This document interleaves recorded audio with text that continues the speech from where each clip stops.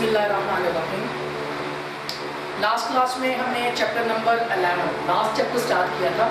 अब हमारे पास मज़ीद 2 जो है लेक्चर हैं और हमारे पास तकरीबन 5 क्वेश्चन हैं। इन 2 लेक्चर्स में हमने इन 5 क्वेश्चन को जो है वो मुकम्मल करना है। लास्ट क्लास में हमने ये जो चैप्टर स्टार्ट किया था chapter number 11 stock holder equity, पहले लेक्चर में हमने जस्ट इसका थ्योरेटिकल पार्ट और कंसेप्चुअल चीज़ें जो हैं वो डिस्कस की थी। आफ्टर दैट हमने इसके 3 क्वेश्चन सॉल्व किए थे, क्वेश्चन नंबर 11.1, 2 एंड 3। आज इंशाल्लाह हम स्टार्ट करते हैं क्वेश्चन नंबर 11.4। आपको इससे पहले हमने जो चीज़ें सिखाई हैं उसमें सबसे जो प्रोमिनेंट चीज़ है वो है बैलेंस शीट का इक्विटी पार्ट। यानी बैलेंस शीट में आपको पता है एसेट साइड होती है, बैलेंस शीट में लायबिलिटीज प्लस कैपिटल साइड होती है। तो एसेट साइड छोड़ के, लायबिलिटी साइड छोड़ के सिर्फ ओनर इक्विटी वाला पार्ट जो है वो हमने लास्ट क्लास में बनाना सीखा था। तो आज भी हम कुछ वही चीज़ें बनाएंगे और साथ साथ कुछ जनरल एंट्रीज थी जो कि लास्ट क्लास में नहीं थी, इस क्लास में थोड़ी सी जनरल एंट्रीज भी हम सीखेंगे। तो जब आप ये वीडियो सुन रहे हो तो आपके पास page number 513 page number open होना चाहिए, जिसपे आपको प्रॉब्लम सेट 11.4 मिलेगी, जिसमें लिखा होगा early in the year Bill Sharens and several friends organised a corporation called Sharnies communication incorporation. The corporation was authorized to issue 50,000 share 100 par value. जो company है ऑथोराइज शेयरों से हमने लास्ट में बात की थी, उन शेयर्स को बोलते हैं जिससे कंपनी स्टॉक एक्सचेंज में रजिस्टर्ड होती है, जिससे कंपनी जो है वो रजिस्टर्ड होती है, उस कैपिटल को ऑथोराइज कैपिटल कहते हैं। तो 50,000 शेयर के साथ कंपनी जो है वो रजिस्टर्ड है, जिसमें से 10% जो है वो प्रेफर्ड स्टॉक को मुख्तस किए हुए हैं और 4 लाख जो हैं वो उन्होंने रिमेनिंग जो 4 लाख हैं वो बेसिकली 2 प्रॉपर कॉमन के हिसाब से जो है वो आपने कॉमन शेयर्स के लिए इशू किया जो है अलग से मुख्तस किया हुआ है। यानी 5 लाख में से 1 लाख टोटल बनेगा 50,000 ज़रब 100, तो तकरीबन 50 लाख का 10%, 50 लाख का 10% 5 लाख बनेगा। 5 लाख उन्होंने प्रेफर्ड स्टॉक के लिए रखा हुआ है, रुपीज़ 5 लाख के शेयर जो है वो प्रेफर्ड स्टॉक के लिए मुख्तस किए हुए हैं, जबकि 4 लाख शेयर 2 रुपए के एक के हिसाब से यानी तकरीबन 8 लाख के शेयर उन्होंने कॉमन स्टॉक के लिए मुख्तस किए हैं। अभी इशू नहीं किए, सिर्फ मुख्तस किए कि ये 5 लाख जो है इससे आप प्रेफर्ड शेयर इशू करेंगे और ये 8 लाख रुपए के जो शेयर्स हैं इससे आप कॉमन स्टॉक इशू करेंगे। इशुएंस की एंट्री आ गई है जो कि उसने कहा है The following transaction among others occurred during the years. तो ये ट्रांजैक्शंस जो हुई हैं ये साल के दौरान हुई हैं। अब आपसे मांग क्या रहा है, ए ऑप्शन 11.4 का prepare journal entries in the journal from the record the above transaction include entries at December 31 to close the income summary and dividend. एक तो आपने ये जितनी भी एंट्रीज मांगी हुई हैं उसकी आपने जनरल एंट्रीज करनी है, उसके साथ साथ एंड पे आपने क्लोजिंग एंट्री भी करनी है। तो आज हम एक चीज़ और भी सीखेंगे, क्लोजिंग एंट्रीज क्या होती हैं, वो किस किस की करनी पड़ती है। और सेकंड है कि आप उसी तरह स्टॉक होल्डर इक्विटी का जो बैलेंस शीट में जो सेक्शन है वो सेक्शन भी बनाए। तो 2 रिक्वायरमेंट है।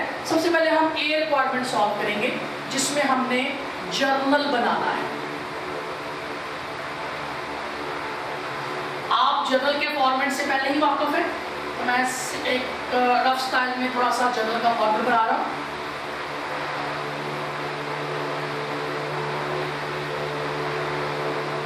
जिसमें आपको पता है सबसे पहले हम डेट मेंशन करते हैं, फिर हम पर्टिकुलर्स लिखते हैं, इसके बाद डेबिट अमाउंट जो है उसकी वैल्यू होती है और क्रेडिट की होती है, रुपीज़ या डॉलर जो भी आपके पास करेंसी हो वो आप मेंशन कर सकते हैं। सबसे पहली जो एंट्री है वो जनवरी 6 को आपने पहली एंट्री की है। अब जनवरी 6 को क्या एंट्री हुई है, इशूड फॉर कैश, आपने कैश पे इशू किए 20,000 shares 20,000 shares of common stock, और ये प्रेफर्ड के नहीं है, कॉमन स्टॉक के हैं।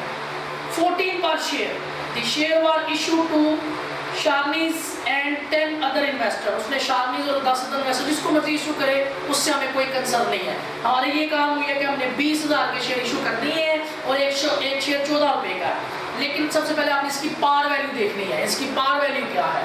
अब आप उसने जो ऊपर क्वेश्चन में बताया है कि कॉमन शेयर की जो पार वैल्यू है वो 2 होनी चाहिए, 2 है, जबकि आपने उसको 14 रुपये का शेयर किया है, तो 12 रुपए का आपने एक्स्ट्रा पे किया है। इसकी एंट्री हमने बताई थी। जब आप शेयर इशू करते हैं तो आपके पास कैश आ जाता है, कैश एसेट है, एसेट बड़े डेबिट, और जब आप शेयर इशू कर देंगे तो उसको हम बोलते हैं, उसके लिए हमने नाम इस यहाँ पे यूज किया था शेयर कैपिटल, और पुराने लफ्ज़ हमारे पास शेयर कैपिटल यूज होता है। यहाँ पे मैं ज़रा स्पेसिफाई कर लूँ कि इसको उन्होंने किस नेम से मेंशन किया, ताकि हम सिर्फ वही नेम जो है शेयर कैपिटल के लिए यूज करेंगे।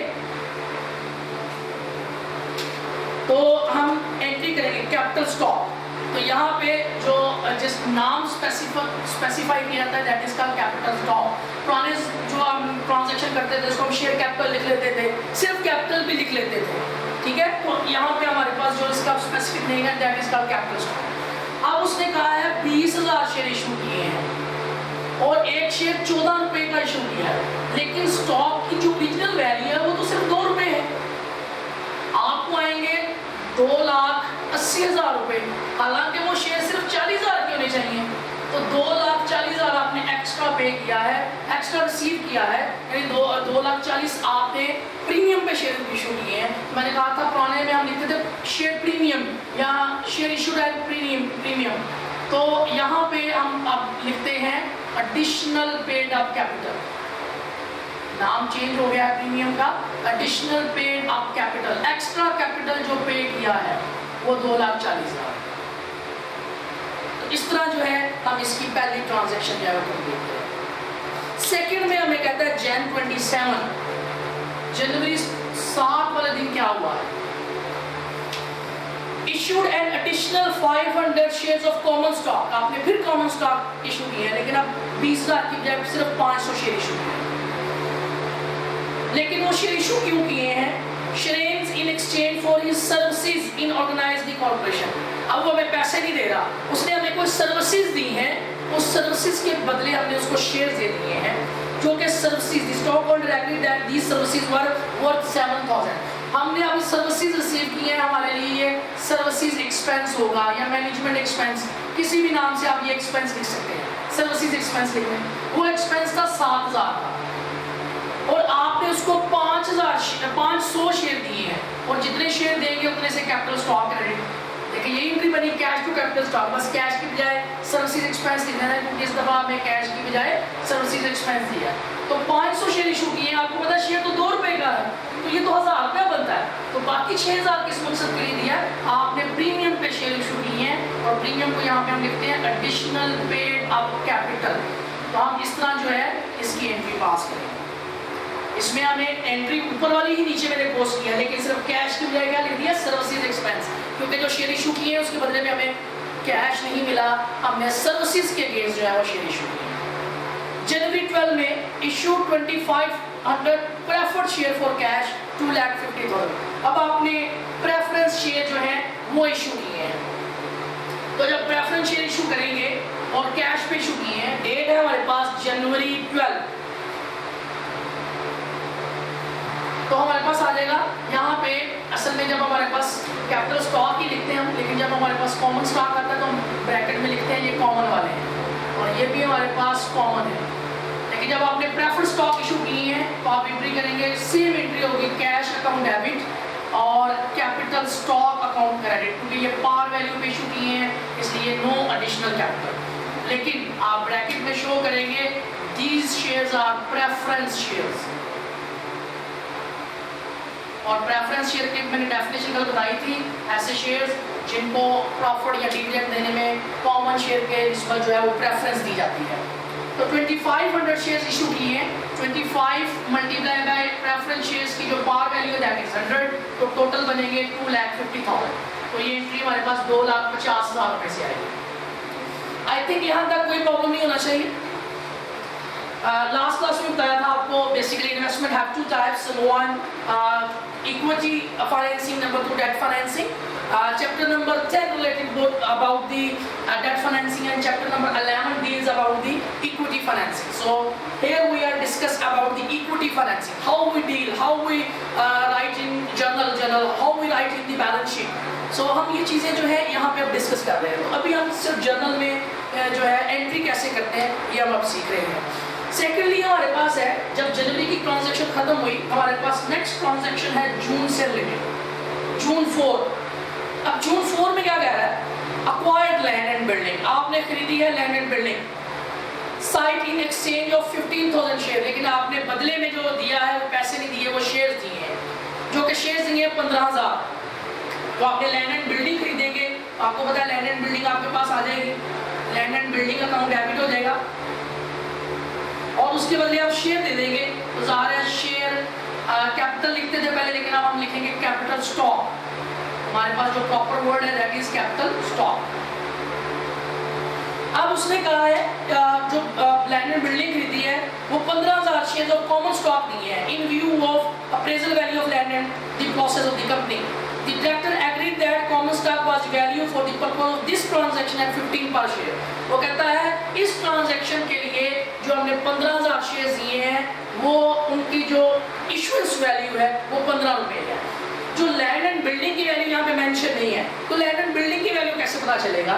आपने जितने शेयर दिए हैं, फॉर एग्जांपल 15,000 शेयर दिए हैं, तो 15,000 मल्टीप्लाई बाय 15 ये होगी लैंड की वैल्यू, क्योंकि हमने टोटल शेयर, एक शेयर कितने का दिया है उसको 15 रुपए का। इसका मतलब है 15,000 शेयर जरा 15 ये लैंड की टोटल वैल्यू बनती है। तो 15,000 शेयर मल्टीप्लाई बाय 15 करेंगे तो लैंड की टोटल वैल्यू बनेगी 2,25,000। लेकिन आपको पता है आप हमेशा कॉमन स्टॉक को फेस वैल्यू से लिखते हैं, फेस वैल्यू है उसकी 2। आपने जो शेयर इशू करने हैं कॉमन स्टॉक की उसकी पार वैल्यू है 2। 15,000 2 वो तो बनता है सिर्फ 30,000, बाकी इसका एडिशनल पेड अप कैपिटल, क्योंकि आपने प्रीमियम पे शेयर इशू किए।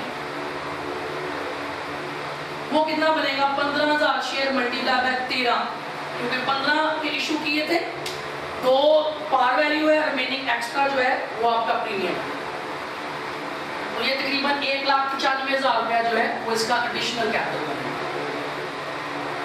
इस तरह से ये रिकॉर्डिंग होगी। लैंड एंड बिल्डिंग की वैल्यू कैसे फाइंड करेंगे? ज़ाहिर है आपने उसको शेयर दिया 15,000 और एक शेयर की वैल्यू 15 है, तो 15,000 15 ये लैंड की वैल्यू बनेगी। मैं आपको कहता हूँ मैं आपको 5,000, आप मुझे एक बिल्डिंग दे दें, मैं 5,000 के 100 नोट दूंगा, तो ज़ाहिर है वो बिल्डिंग मैंने कितनी खरीदी? 5,000 100 5 लाख की। इसी तरह उसने 15,000 शेयर दिए और एक शेयर की कीमत 15 रुपये है, तो बिल्डिंग की वैल्यू 2,25,000 है। इस तरह आपने जो है लैंड एंड बिल्डिंग की वैल्यू जो है वो कैलकुलेट करनी है। आगे हमारे पास नवंबर 15 में कहता है The first annual dividend 10 per share was declared to on the preferred stock to be paid December 20। एक बात याद रखें कि जब हम डिविडेंड डिक्लेयर करते हैं इसका मतलब है डिविडेंड अभी पे नहीं किया, सिर्फ डिक्लेयर किया है, और डिक्लेयर करने की एंट्री पास होती है। वो क्या पास होती है वो हम अभी करेंगे। दो बातों में डिफरेंस आपने हमेशा याद करना है। डिविडेंड पेड सेपरेट एंट्री है, डिविडेंड डिक्लेयर्ड सेपरेट एंट्री है। इस एंट्री में हमें क्या कहता है कि the first annual dividend 10 per share was declared on the preferred stock, सिर्फ preferred stock की डिक्लेरेंस की बात कर रहा है। तो जब डिविडेंड डिक्लेयर हो जाता है तो एक प्रूडेंस कंसेप्ट होता है। प्रूडेंस कंसेप्ट होता है जब एक्सपेंस फोर्सी हो जाए लिख ले। अब हमें कंफर्म हो गया ना कि हमने जो है डिविडेंड लोगों को डिक्लेयर कर दिया भी हम देंगे, तो इसका मतलब है एक्सपेंस फोर्सी हो गया, डिविडेंड हमारा एक्सपेंस है, डिविडेंड अकाउंट डेबिट। लेकिन चूंकि अभी तक आपने ये पे नहीं किया इसलिए डिविडेंड पेएबल क्रेडिट। कितना करना है? प्रेफर्ड स्टॉक को 10 पर शेयर। अब हमारे पास प्रेफर्ड स्टॉक कहाँ पे है? ये कितने शेयर थे? 2500 शेयर हैं और एक शेयर पे 10 रुपए जो है वो डिविडेंड है, तो 25,000 हमने उनको देने का जो है वो डिक्लेरेशन दे दी है। तो जब डिक्लेरेशन देते तो एक्सपेंस हो गया, एक्सपेंस डेबिट, लेकिन अभी तक पे नहीं किया, डिविडेंड पेएबल है। तो ये एंट्री होगी नवंबर 15 को। नवंबर 15 को हमने डिक्लेरेशन दी। अब नेक्स्ट हमारे पास दिसंबर 20 आ गया, कहता है paid the cash dividend declare on 15 नवंबर। जो आपने 15 नवंबर को, यानी ये 15 नवंबर को जो आपने वादा किया था 25,000 दे दूंगा, आपने पे कर दिया। तो मैंने अभी बात की थी डिक्लेरेशन और एक्चुअली पेड में जो फर्क होता है, उनके अलग अलग एंट्रीज पास करते हैं। तो अभी हम एक्चुअली पेड की एंट्री पास करेंगे, जो कि किस डेट को है? 20 दिसंबर। दिसंबर 20 को आपने पे करना है। तो जब दिसंबर 20 को पे करेंगे तो लायबिलिटी खत्म हो जाएगी। डिविडेंड पेएबल अकाउंट डेबिट, ये लायबिलिटी खत्म होगी। लायबिलिटी खत्म हो तो डेबिट करते हैं, इसके बदले आप उनको कैश पे कर देंगे। कैश पे करेंगे तो क्रेडिट। कितना डिविडेंड देने का वादा किया था? 25,000, तो ये 25,000 से कॉमन स्टॉक को डिविडेंड देने की बात नहीं की, जिसकी नहीं की उसकी हम एंट्री पास भी नहीं करेंगे। After the revenue expenses are close into the income summary that amount indicated net income 1,47,200।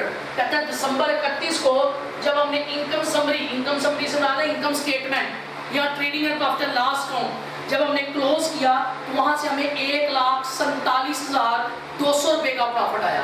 तो ये जो एंट्री आती है हमारे पास प्रॉफिट आता है, प्रॉफिट को हम क्लोज करते हैं। क्वेश्चन में भी बताया कि आपने क्लोजिंग एंट्री करनी है और क्लोजिंग एंट्री वाला चैप्टर मैंने आपको 5वें या 6वें चैप्टर में आपको क्लोजिंग और एडजस्टिंग एंट्री पढ़ाई थी, ये बेसिकली उससे रिलेटेड है। अब जब आपको वहां पे प्रॉफिट होता है, इनकम समरी में प्रॉफिट होता है, तो उसकी क्रेडिट साइड बड़ी आती है और आप उसको डेबिट साइड पे लिख रहे हैं। इन अदर वर्ड्स प्रॉफिट आपका क्रेडिट हो रहा होता है और जब आप उसको क्लोज करेंगे, जब आप क्लोज करेंगे तो जो चीज़ क्रेडिट होती है तो वो हमेशा डेबिट हो जाती है। अगर डेबिट हो तो क्रेडिट, लेकिन उसको क्लोज करेंगे इनकम समरी के नाम से। और ये क्लोज किस में हो जाता है? रिटेन अर्निंग में। हमेशा आपका प्रॉफिट जो है वो रिटेन अर्निंग में क्लोज होता है, यानी रिटेन अर्निंग बढ़ जाएगी। रिटेन अर्निंग ओनर्स के पैसे हैं, ओनर्स के पैसे बढ़ जाए तो क्रेडिट, और इनकम समरी आपका प्रॉफिट था, प्रॉफिट क्रेडिट होता है, जब उसको क्लोज करेंगे तो वो डेबिट। तो वो कितने से था? 1,47,200 रुपये से। इसको बोलते हैं फर्स्ट क्लोजिंग एंट्री, जो कि उसने खुद बताई है डेट देकर। लेकिन अगर ना भी बताई होती तो हमें क्वेश्चन की जो ए इंस्ट्रक्शन थी उसमें उसने कहा था prepare journal entries including entries at December 31 to close the income summary. तो हमने इनकम समरी क्लोज किया है।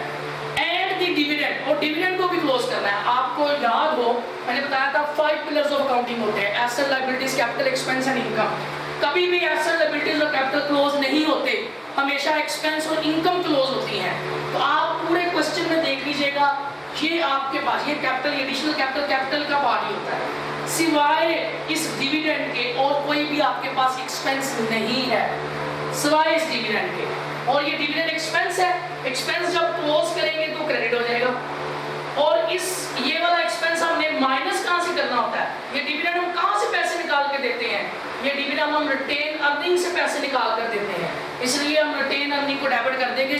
जब हम रिटेन अर्निंग से पैसे निकाल के लोगों को डिविडेंड देंगे तो रिटेन अर्निंग कम हो जाएगा। रिटेन अर्निंग मालक का पैसा होता है, मालक का पैसा कम हो जाए तो कैपिटल कम हो जाए तो डेबिट करते हैं, इसलिए रिटेन अर्निंग डेबिट हो जाएगा। और डिविडेंड एक्सपेंस है वो क्लोज करना है, एक्सपेंस डेबिट होता है, जब क्लोज करेंगे तो वो क्रेडिट हो जाएगा। तो डिविडेंड की वैल्यू थी 25,000 से, तो ये 25,000 से ये क्लोजिंग एंट्री आपके पास ही आएगी। इसकी कोई डेट नहीं है, इसलिए ये साल के एंड पे होती है हमेशा क्लोजिंग एंट्री। इसकी भी डेट करती है दिसंबर हम क्लोज करेंगे। ये हमारे पास हो गया ए पार्ट। अब एक और चीज हमें कह रहा है बी पार्ट में, prepare the stock equity portion.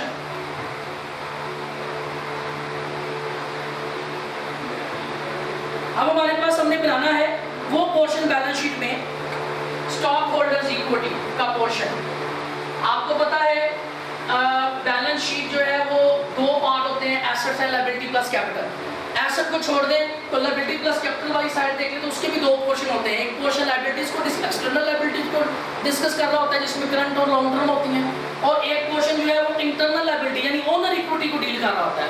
तो हमने सिर्फ ओनर इक्विटी का पार्ट बनाना है, और इसको भी बनाने का आपको तरीका बताया था। सबसे पहले हम प्रेफर्ड स्टॉक लिखते हैं, फिर हम कॉमन स्टॉक लिखते हैं, फिर हम कोई एडिशनल पेड अप कैपिटल और साथ भी मेंशन करते हैं। उसके बाद हम मेंशन करते हैं रिटेन अर्निंग को। अगर एंड में कोई इक्विटी आपके पास कोई वापस लिए हुए शेयर्स इन्वेस्टमेंट के तौर पर आपके पास पड़े हो, जिसको हमने ट्रेजरी स्टॉक कहा था, फिर वो लेस करके हम इसका आंसर निकालते हैं। तो सबसे पहले लिखे जाते हैं प्रेफरेंस स्टॉक। हमारी जर्नल एंट्रीज में सिर्फ ये एक प्रेफरेंस स्टॉक है, तो सबसे पहले हम ये लिखेंगे।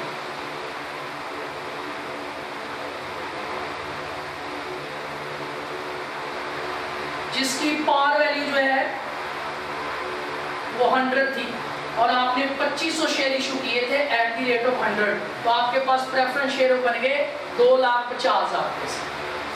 उसके बाद आप लिखते हैं कॉमन स्टॉक।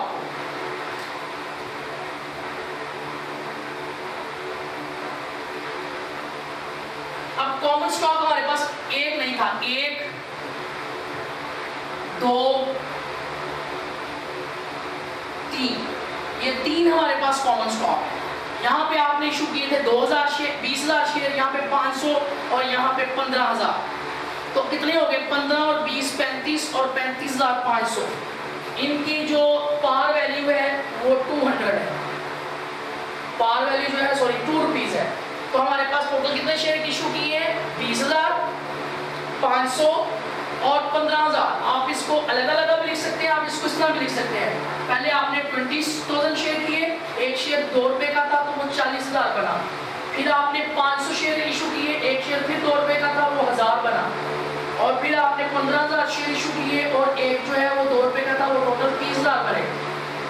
30 और 40 70 और 71 71,000 से ये कॉमन कैपिटल आएगा। तो इस तरह आप इसको मेंशन करेंगे। उसके बाद ये लिखने के बाद हमारे पास जो नेक्स्ट हेडिंग आती है that is called additional and paid up capital. Additional paid up capital, इसमें हमारे पास डिफरेंट रेट था। यहाँ पे एडिशनल कैपिटल जो है वो आपने 20,000 शेयर इशू किए थे। अब हमारे पास ये एक एडिशनल है, ये एक एडिशनल है और ये एक एडिशनल है। यहाँ पे आपको पता है कि आपने 14 इशू किए थे, 2 कॉमन थे, इसका मतलब है 12 रुपए से आपका प्रॉफिट आया होगा। तो एट द रेट ऑफ 12 तो आपका ये बना होगा 12 2 बार 24 2,40,000। देखिए ये 2,40,000 ही बना था यहाँ पे। उसके बाद जब आपने यहाँ पे इशू किए तो यहाँ पे आपने जो है आपका एडिशनल पेड अप कैपिटल आया 6,000। तो यहाँ पे आपने 500 इशू किए थे जो कि 1000 रुपये ये बना, यानी 2 रुपए के हिसाब से ये बना। तो तकरीबन ये बनेगा टोटल वैल्यू 6,000 है। तो 6,000 तकसीम 500 करके देख लें, आपके पास जो है वो इसकी वैल्यू आ जाएगी कितने का एक शेयर इशू किया हुआ 12 रुपए का। यानी यहाँ पे भी 12 रुपए जो है वो आपका प्रॉफिट होगा। उसके बाद नेक्स्ट हमारे पास additional and paid up capital है, ये लास्ट जो कि 15,000 शेयर इशू किए थे और इसमें हमें जो एडिशनल कैपिटल मिला था वो 13 रुपए मिला था। और 15,000 जब हमने 13 किया तो वो 1,95,000 बना। तो अब तीनों को टोटल कर ले,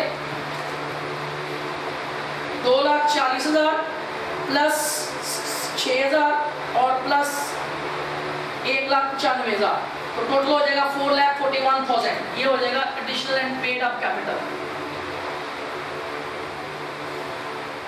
ये तीनों ऐड करने के बाद हमारे पास आती है रिटेन अर्निंग। रिटेन अर्निंग को हम पहले कैलकुलेट करते हैं, उसका कैलकुलेट करने का आपको तरीका बताया था। सबसे पहले हम ओपनिंग रिटेन अर्निंग साल के शुरू वाली देखते हैं, कोई रिटेन अर्निंग है या नहीं।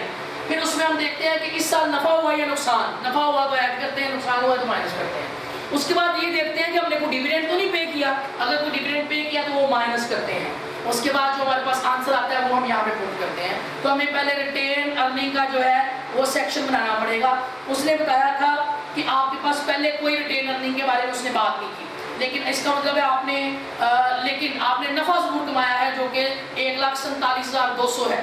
तो वो आपका रिटेन अर्निंग में ये हमारे पास आ जाएगा। लेकिन उसमें से आपने 25,000 का डिविडेंड दिया, ये माइनस करना है। तो मैं रेज करने की बजाय यहाँ पे रिटेन अर्निंग की कैलकुलेशन कर देता हूँ ताकि आपके पास पूरा क्वेश्चन एज इट इज लिखा हुआ नजर आए आपको।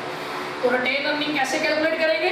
सबसे पहले आप लिखते हैं ओपनिंग रिटेन अर्निंग जो कि इस क्वेश्चन में नहीं थी।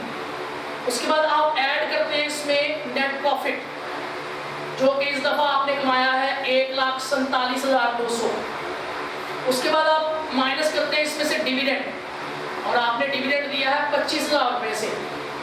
ये माइनस करने के बाद जो हमारे पास आता है वो आपकी क्लोजिंग रिटेन अर्निंग होती है। आपने इसकी प्रॉपर कैलकुलेशन करनी है। मेरे पास जगह कम थी तो मैंने वहाँ पे लिख दिया 1,47,200 माइनस 25,000, क्योंकि हमने पिछले क्वेश्चन में इस बात की प्रैक्टिस की हुई है तो हमें ये पता होना चाहिए हमने कैसे कैलकुलेट करना है। 1,22,200 रुपये जो है ये रिटेन अर्निंग आएंगे। इसके अलावा और कोई हमने डिविडेंड नहीं दिया, सिर्फ प्रेफर्ड स्टॉक को हमने डिविडेंड दिया है, कॉमन स्टॉक को डिविडेंड देने की बात कहीं पे भी नहीं हुई। तो ये हम माइनस करेंगे तो हमारे पास आ गया रिटेन अर्निंग। तो यहाँ पे हमारे पास नया जो है एड लास्ट पे वो रिटेन अर्निंग होगा जो कि हमने अभी आंसर निकाला है 1,22,200। उसके बाद हम ये टोटल कर देंगे तो हमारा फाइनल आंसर रिटेन अर्निंग आ जाएगा जो इस साल की हमारे पास बचेगी। तो हमारे पास जो है ये टोटल कैपिटल का पार्ट बन जाएगा। तो 2,50,000 से प्रेफर्ड शेयर थे, 71,000 से कॉमन स्टॉक था, 4,41,000 से हमारे पास 41,000 से हमारे पास से एडिशनल पेड अप कैपिटल और 1,22,200 से हमारे पास आई है रिटेन अर्निंग। तो टोटल आ जाएगा 8,84,200। इतना जो है हमारे पास टोटल कैपिटल मौजूद है इस टाइम जो ओनर्स की इन्वेस्टमेंट बिजनेस के अंदर है, दैट इज 8,84,200। तो ये हमारा बी पार्ट में जो है, ये हमारी जो कैलकुलेशन थी ये बी पार्ट में थी और वो इसकी वर्किंग होगी। इसकी प्रॉपर वर्किंग मैंने पिछली क्लास में बताई हुई है, मेरे पास जगह कम थी, आपने उस हिसाब से उसी तरीके से वर्किंग करनी है। तो इस तरह जो है हमारे पास जो है ये क्वेश्चन नंबर 11.4 हम सॉल्व करेंगे। अब हम चलते हैं 11.5 की तरफ।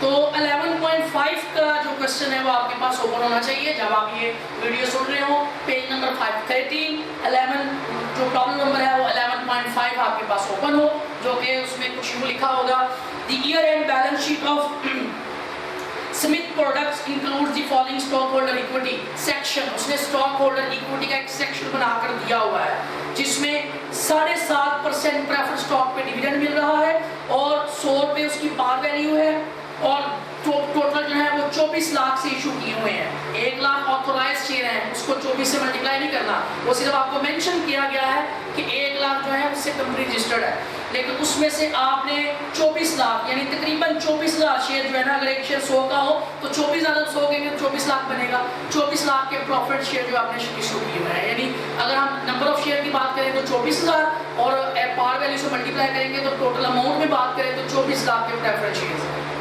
उसके बाद उसने कहा कॉमन स्टॉक इशू किए गए हैं, 9 लाख शेयर जो है वो ऑथोराइज थे, लेकिन आपने टोटल 9 लाख से इशू किए हुए हैं और 2 पार वैल्यू है। अब यहाँ पे भी 9 लाख शेयर ऑथोराइज, इससे मुराद ये नहीं है कि 9 लाख इशू कर दिए हैं, इससे मुराद है जो कॉमन स्टॉक आपके पास था उससे आप 9 लाख और शेयर से रजिस्टर्ड है, ठीक है।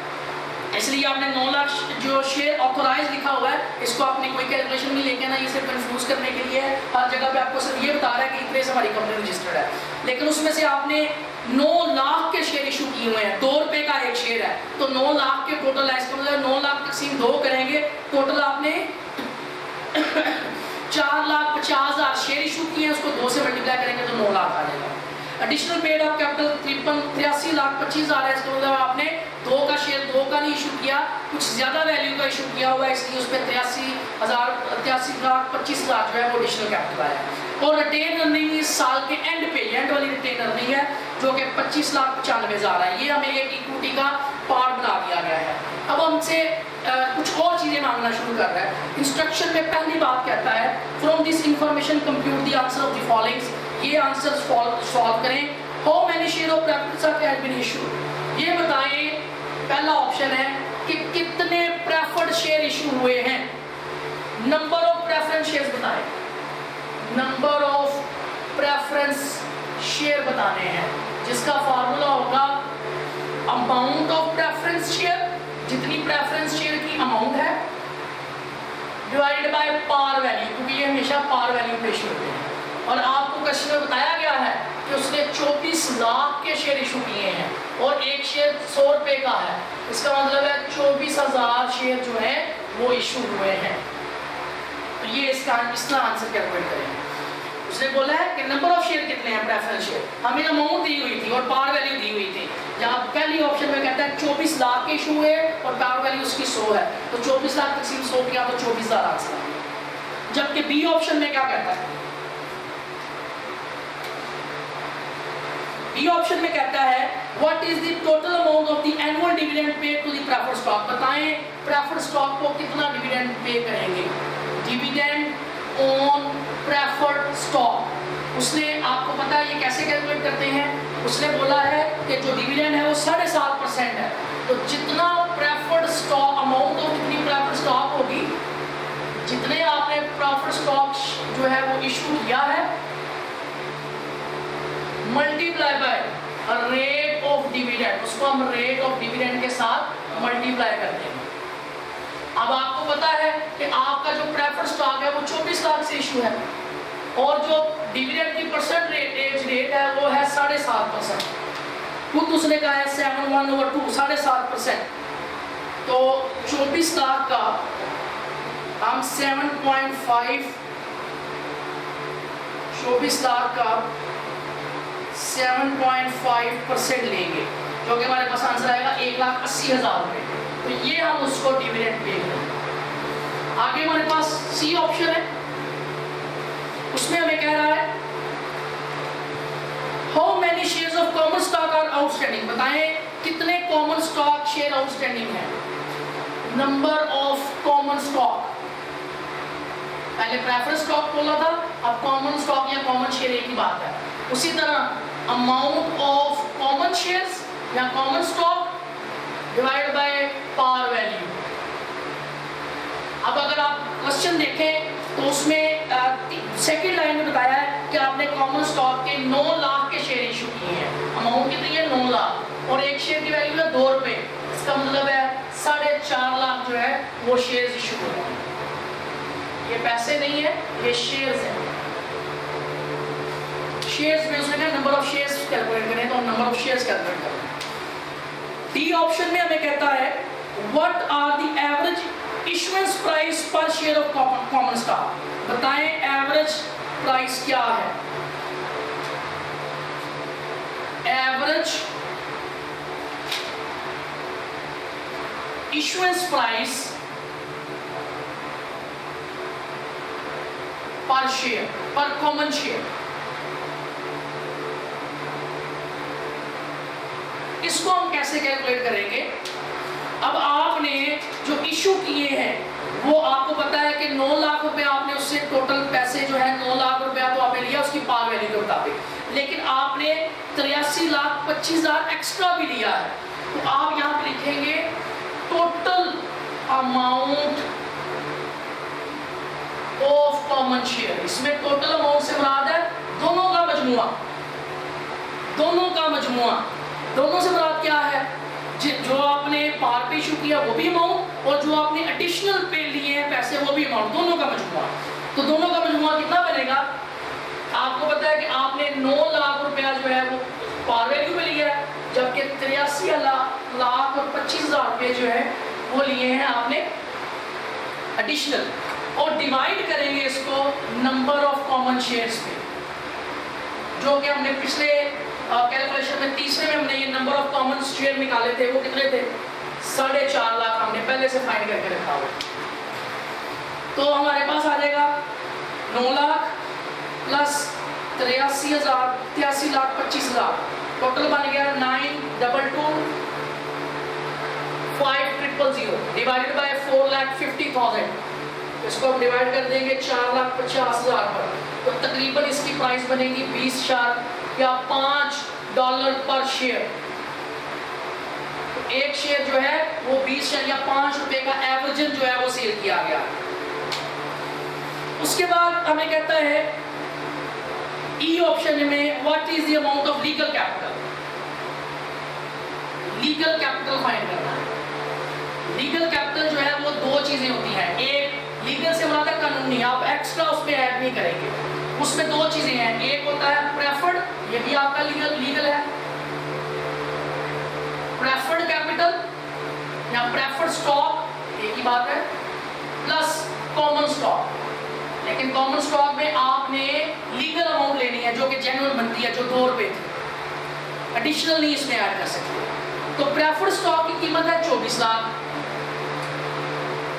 जबकि कॉमन स्टॉक की कीमत है 9 लाख, और 24 और 9 कितना हो जाएगा? 33 लाख। तो जो लीगल कैपिटल की वैल्यू है वो है 33 लाख। उसके बाद हमें कहता है what is the amount paid up capital. अब हमने अमाउंट निकालनी है पेड अप, जितना हमें पे किया गया है, पेड अप कैपिटल।